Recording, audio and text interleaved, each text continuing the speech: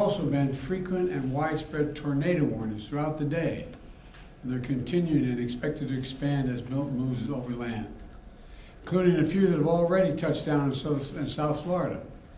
Currently, Milton is a Category 3 with wind speeds up to 120 miles per hour. But no one should be confused. It's still expected to be one of the most and worst destructive hurricanes to hit Florida in over a century.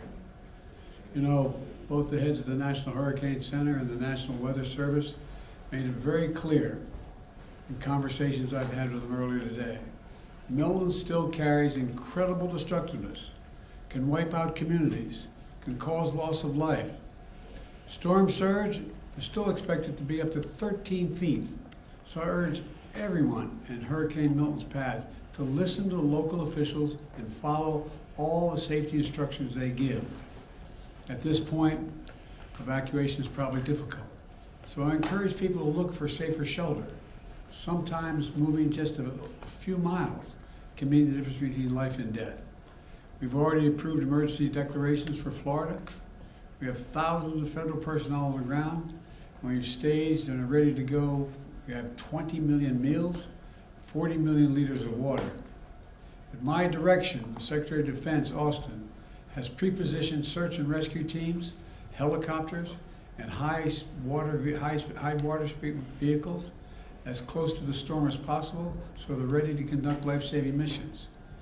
And the administrator of FEMA will be on site tonight in Florida, and the state's emergency operations. Both Administrator Criswell and I will be in constant contact with state and local officials in the hours ahead. Once the storm hits, we're going to work with state officials to clear debris, restore power, and do it as fast as possible. The Army Corps of Engineers will pump out water and decrease flooding.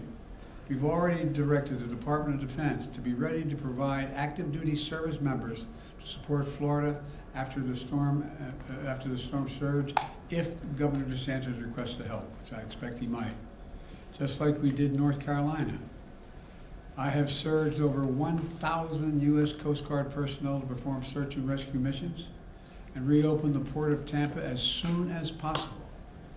Now, I want to reiterate a point I made clear earlier today to the folks who have been impacted by Helene. This impact, and will be now impacted by Milton.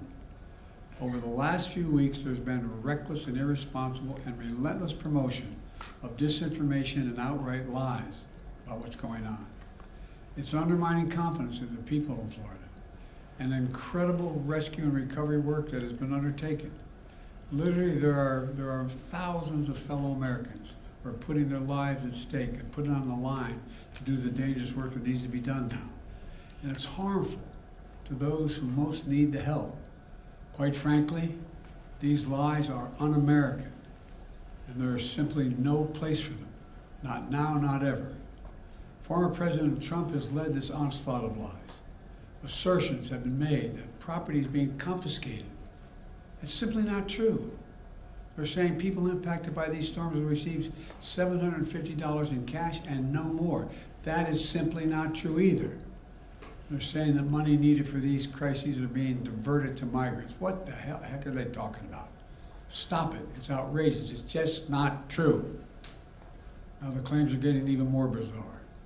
Marjorie Taylor Greene, the congresswoman from Georgia, is now saying the federal government is literally controlling the weather. We're controlling the weather. It's beyond ridiculous. It's so stupid. It's got to stop. Let me close with this. As difficult as these days and weeks have been, we've seen incredible courage by so many of our fellow Americans. I want to thank all the first responders for running toward danger instead of away from it, for saving lives and making a difference. FEMA personnel risking their lives, climbing on hillsides to reach people cut off by Helene. Army National Guard flying through the gale wind force it's amazing what they're doing. Firefighters lifting collapsed wood and metal in an attempt to see if there are any survivors under the debris, risking their lives. Coast Guard teams rappelling from helicopters to rescue people and risking their own lives. There are countless friends and neighbors who have sacrificed for the greater good. Volunteers leaving their own families behind to help search for someone else's family. Fellow Americans looking out for one another. That's America at its very best. That's who we are. So my final message tonight is to the people of Florida and all the impacted states. We've got your back. We've got your back. And Kamala and I will be there for as long as it takes to rescue, recover, and rebuild. May God bless you all, and may God protect those serving in the eye of this storm on behalf of our nation. Thank you.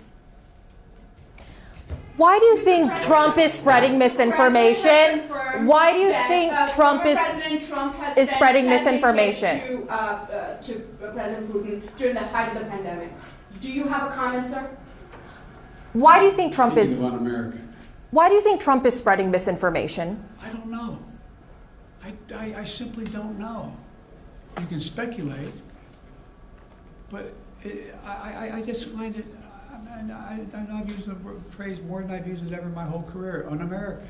It's un-American. It's not who the hell we are. What are they talking about? Sir, have you considered calling him and asking him to stop doing that? To stop spreading this? Oh, come on. Mr. President, does Governor DeSantis need to take Vice President Harris's calls? All I can tell you is I'm talking to Governor DeSantis. He's been very gracious. He's thanked me for all we've done. He knows what we're doing, and I think that's important. Can you say that Florida has everything it needs for the storm? How was your call with Netanyahu today? We didn't talk about the storm. Thank you.